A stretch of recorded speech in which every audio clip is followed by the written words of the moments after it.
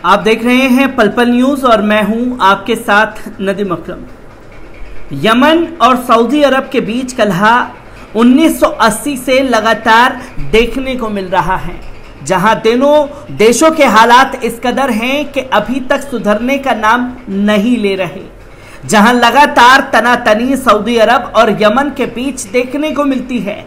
कभी Yemen Saudi अरब पर बम गिरसाता है तो वहीं कभी सऊदी अरब यमन पर बम गिरसाता है, जिसकी तस्वीरें लगातार इंटरनेशनल मीडिया के जरिए सामने आती हैं। पर यमन और सऊदी अरब के बीच तनातनी के दौरान कुछ ऐसी तस्वीरें सामने आ रही हैं जिसके चलते हड़कंप मच गया है। जहां यमन को सबक सिखाने के लिए सऊदी अरब ने अपने बड़े कदम उठाए हैं, तो वहीं सऊदी अरब ने अब उन देशों पर भी नकेल कसना शुरू कर दिया है जो लगातार हूथियों को समर्थन कर रहे थे।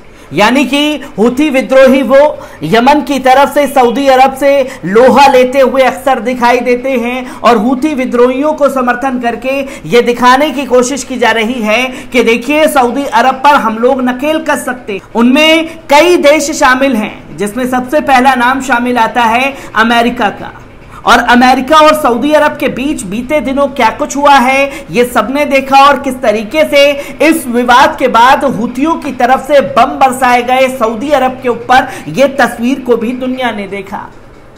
जहां अपनी दादागिरी की धाक अमेरिका पूरी दुनिया पर दिखा रहा था, वहीं सऊदी अरब ने आईना दिखाने का काम जो बाइडेन सरकार को कर दिया। और जब जो बाइडेन सरकार को सऊदी अरब ने आईना दिखा दिया, तो अब सऊदी अरब द्वारा यह हिमाकत की गई कि यमनियों को उकसाया और यमनियों द्वारा उनके ऊपर आक्रमण करवा दिए गए। इन तस्वीर को लगातार देखा और समझा जा सकता है।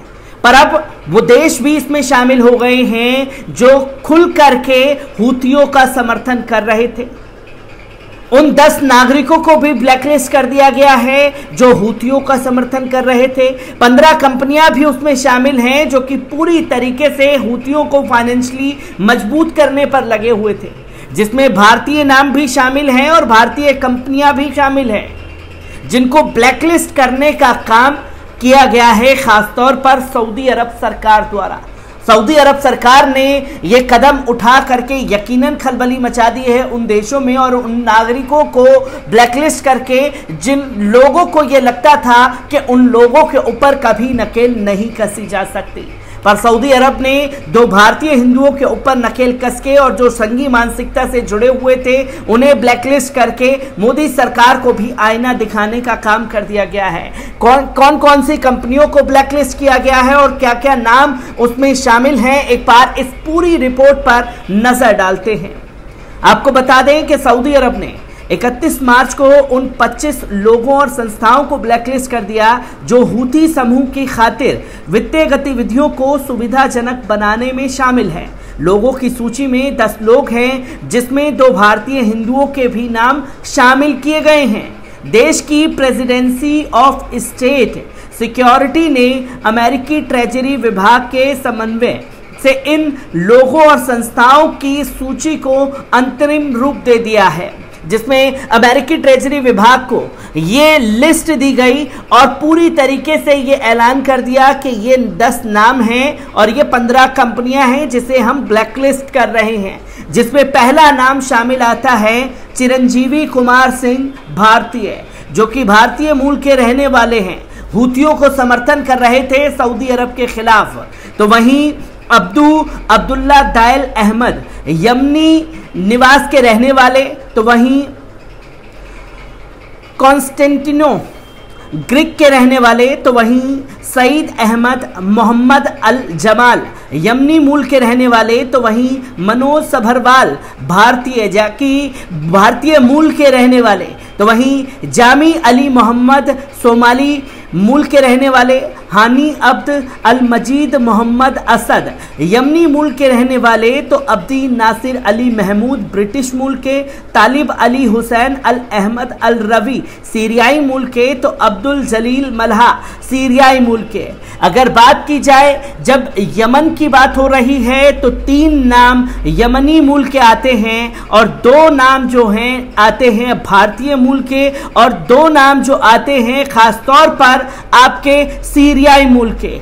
एक ब्रिटिश मूल द्वारा ये कदम उठाया गया है, तो वहीं लगातार ये भी तस्वीरें सामने थी कि सोमाली देश के लोग भी यमनी हुतियों को समर्थन करते हुए दिखाई दे रहे थे। और सिर्फ इन 10 नामों को ही ब्लैकलिस्ट नहीं किया है, उन 15 कंपनियों को भी ब्लैकलिस्ट कर दिया गया है। सऊदी अरब ने सिर्फ उन व्यक्तियों को ही ब्लैकलिस्ट नहीं किया जो हुतियों को पैसे देकर उन्हें मजबूत कर रहे थे, बल्कि उन कंपनियों को भी ब्लैकलिस्ट कर दिया है, जिसमें पहला नाम है ऑरम शिप मैनेजमेंट FJC, तो वहीं दूसरा नाम है पेरीडॉट शिपिंग और ट्रेंडिंग LLC, तो वहीं जेजेओ जनरल ट्रेंडिंग गुडा सनाइक वे टीक्रेट अनाम सिरकेटी का नाम शामिल है जिस कंपनी को ब्लैकलिस्ट किया गया है। तो वहीं चौथी कंपनी है गारंटी इराकत डिस टिकारेट लिमिटेड सिरकेटी, तो वहीं 5वां नाम आता है अल्फोक ट्रेंडिंग कंपनी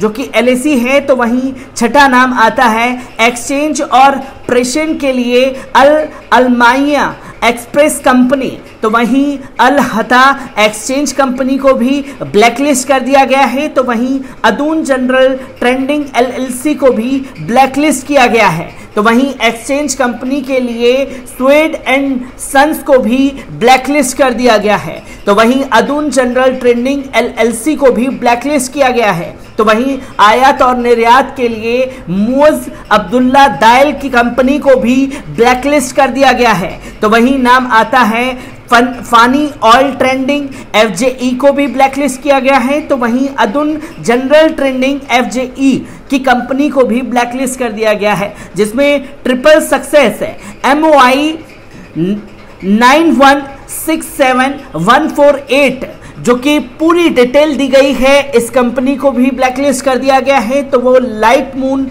MOI 91095550 कंपनी को भी ब्लैकलिस्ट कर दिया गया है। देश ने सूचीबद्ध व्यक्तियों संस्थाओं की संपत्ति को भी फ्रीज कर दिया है। एक बयान में प्रेसिडेंसी ने कहा है कि वित्तीय संस्थानों, नामित गैर वित्तीय व्यवसायों और प्राकृतिक और कानूनी व्यक्तियों को उनकी ओर से या उनके हितों के लिए उनके साथ किसी भी प्रत्यक्ष या अप्रत्यक्ष लेन देन में शामिल होने से प्रतिबंधित किया गया है। यानी कि अर्श पर इन भारतीयों का उर्ज जो था वो सऊदी अरब में था और वो 10 नाम भी हैं जो कि अर्श पर थे और डायरेक्टली फर्श पे लाने का काम सऊदी अरब सरकार द्वारा कर दिया गया है। वो कंपनियां भी जो यमन के हुतियों को खुल करके समर्थन कर रही थी उनको भी ब्लैकलिस्ट कर दिया गया है, जिनकी बुलंदियों का सितारा उर्ज पर था और 1 सेकंड के अंदर अपने खिलाफ होने वाली साजिशों को नाकाम करने का काम सऊदी अरब सरकार द्वारा कर दिया गया है। आपको बता दें कि ईरान पर हुतियों की मदद के आरोप लगते रहे हैं। बताया जाता है कि हुती विद्रोहियों को सीधे तौर पर ईरान का समर्थन हासिल है। दरअसल ईरान शिया बहुल देश है और हुती मुस्लिम भी इसी समुदाय से आते हैं। इतना ही नहीं, ईरान का पहले ही सऊदी अरब और UAE से लंबा विवाद देखा जा सकता है, जो तस्वीर लगातार सामने आती है। और अभी हाल ही में जिस तरीके से OIC की मीटिंग में सऊदी अरब ने भारत को झटका दिया था कि कश्मीर के मुद्दे पर अपने बयान पर सख्त तेवर दिखाए गए थे मोदी हुकूमत के लिए, तो वहीं ऐसे में इन 2 संघी मानसिकता से जुड़े हुए लोगों का जो कि विद्रोही थे सऊदी अरब के और उनको खुल करके ये लोग फाइनेंशियली सपोर्ट करने पर लगे हुए थे। अब आने वाला समय बताएगा कि सऊदी अरब के रिश्ते भारत से मजबूत होते हैं कि कहीं ना कहीं इन हरकतों की वजह से देश का नाम भी इन लोगों ने बदनाम करने का काम किया है।